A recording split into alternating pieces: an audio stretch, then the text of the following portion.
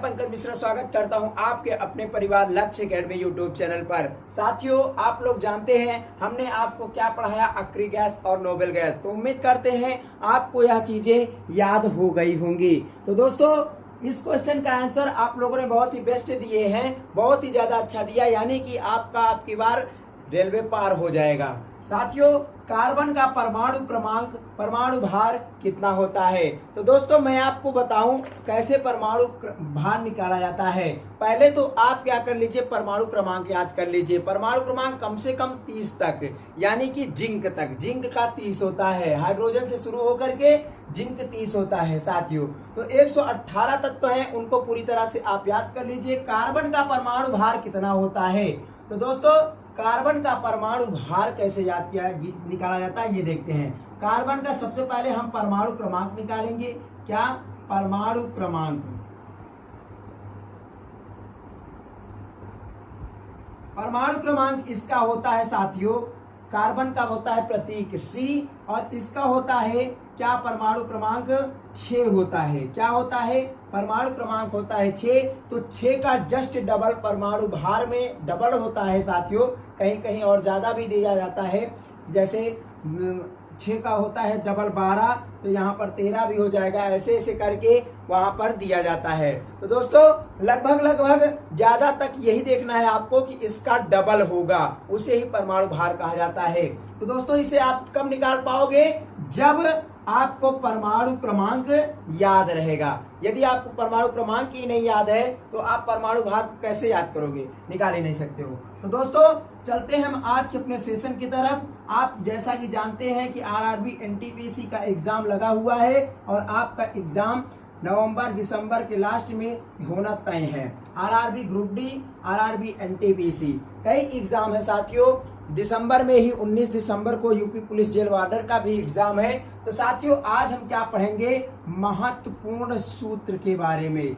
महत्वपूर्ण सूत्र जो कि एग्जाम में पूछा जाता है। जैसे कि आपसे पूछ लिया प्लास्टर ऑफ पेरिस का सूत्र क्या होता है, निम्नलिखित में से बताइए। तो 4 ऑप्शन आपको दिया रहेगा। जब आपको पता ही नहीं रहेगा तो आप क्या करोगे? तो प्लास्टर ऑफ पेरिस का सूत्र देखा जाए, प्लास्टर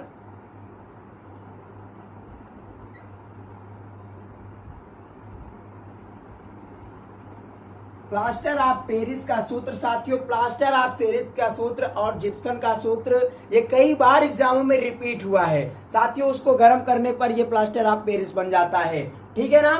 तो प्लास्टर ऑफ पेरिस का सूत्र होता क्या है, ये चीजें हम याद कर लेते हैं। तो CaSO4 क्या होता है? CaSO4 हाफ H2O क्या होता है? CaSO4 हाफ H2O, ठीक है ना। तो ये क्या होता है? प्लास्टर ऑफ पेरिस का सूत्र। और जिप्सन का सूत्र क्या होता है साथियों?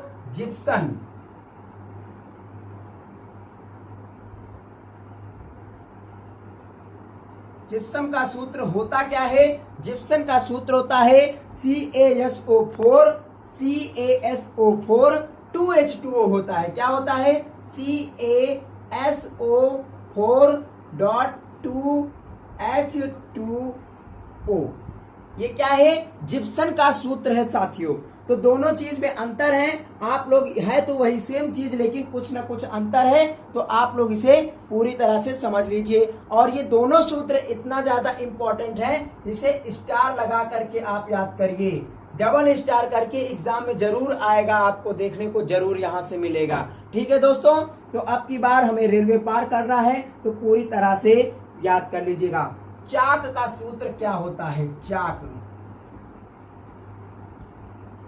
CaCO3 क्या है? CaCO3 चाक का सूत्र होता है। चाक का सूत्र जिसे हम चूना पत्थर कहते हैं। क्या कहते हैं? चूना पत्थर। CaCO3 जिसे हम चूना पत्थर और क्या कहते हैं? संगमरमर। क्योंकि वो भी तो पत्थर ही है, संगमरमर। तो साथियों तीनों नाम याद कर लीजिए। CaCO3 बहुत ही बेस्ट नाम है, आपसे चूना पत्थर नाम दिया जाएगा, या तो चाक जिसे खड़िया कहा जाता है, दुद्धि कुछ लोग बोलते हैं, पहले ब्लैक बोर्ड पर उसी से लिखा जाता था, संगमरमर। ठीक है साथियों। Laughing gas, laughing gas important सभी सूत्र हैं, इसे याद करके तब आप एग्जाम में जाइए। लाफिंग गैस N2O, क्या है? N2O, एक एक करके याद करिए, सब याद हो जाएगा। लाल सिंदूर,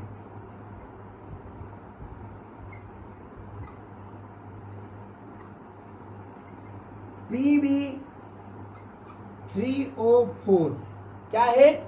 Pb3O4, यह है लाल सिंदूर का सूत्र।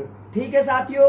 अब उसके बाद में CO2 कार्बन डाइऑक्साइड के बारे में आपने सुना होगा, CO2 कार्बन डाइऑक्साइड। तो साथियों इसे आप नोट कर लीजिएगा, हम आपको और आगे ले चलते हैं।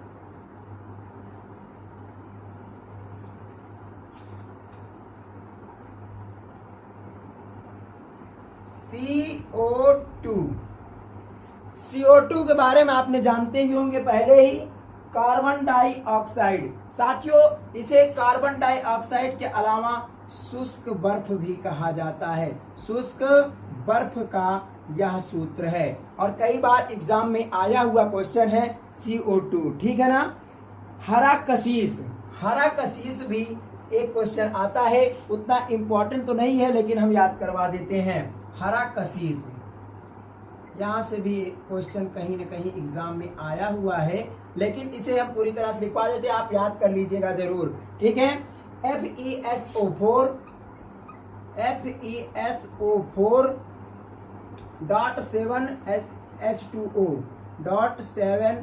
.7H2O. ठीक है। तो आप लोग इसे याद कर लीजिएगा। सिरका का सूत्र साथियों CH3, आप याद भी पहले कर ही चुके होंगे। सिरका का सूत्र, सिरका C क्या होता है? CH3 COOH, क्या होता है? सिरके का सूत्र होता है, एग्जाम में कई बार डायरेक्ट आ जाता है। अल्कोहल, अल्कोहल के बारे में आप भी सुने होंगे, अल्कोहल यानी कि शराब। अल्कोहल कई प्रकार की होती है दोस्तों। अल्कोहल, अल्कोहल का सूत्र क्या होता है? C2H5OH, ये आल है, OH आल। ठीक है ना, अल्कोहल। ठीक है। तो आप लोग इसे याद कर लीजिएगा। मंड का सूत्र क्या होता है? मंड, स्टार्च, मंड, मंड का सूत्र क्या होता है? कई बार एग्जाम में ये भी आया है। C6H10O5, क्या? C6H10O5, तो यह है मंड का सूत्र। साथियों हम आपको वही चीजें कलेक्ट करवाते हैं, सूत्र याद करिए तो कम से कम हजारों सूत्र बनते हैं, लेकिन दोस्तों हजारों हमें याद करने से क्या फायदा है? कोई फायदा नहीं है। जो एग्जाम टाइम के लिए महत्वपूर्ण है उसे याद करिए ना आप। फालतू गलत क्षेत्र में मेहनत किया गया सफल नहीं होता है।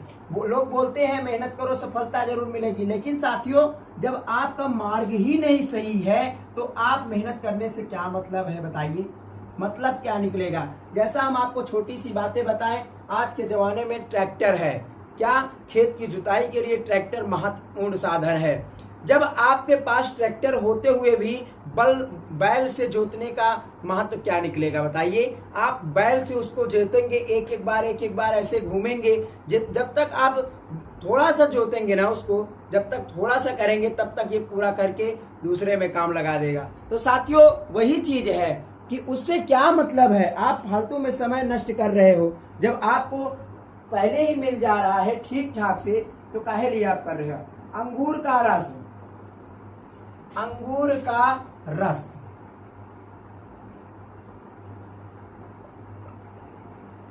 C6H12O6, याद कर लीजिएगा, C6H12O6। यूरिया का सूत्र,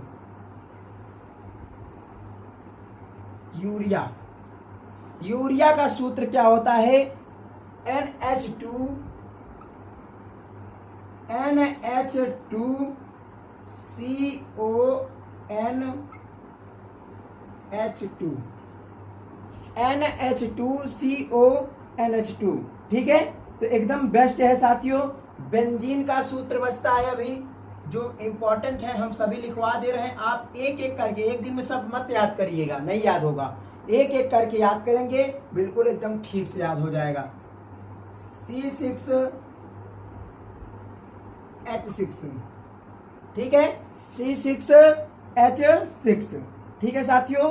तो अब इम्पोर्टेंट जितने भी क्वेश्चन थे इम्पोर्टेंट, वो हम पूरी तरह से आपको बता दिए हैं। तो साथियों उम्मीद करते हैं आपको समझ में आया होगा और वीडियो अच्छा लगा होगा। आज की क्लास कैसी है कमेंट बॉक्स में जरूर बताइएगा साथियों।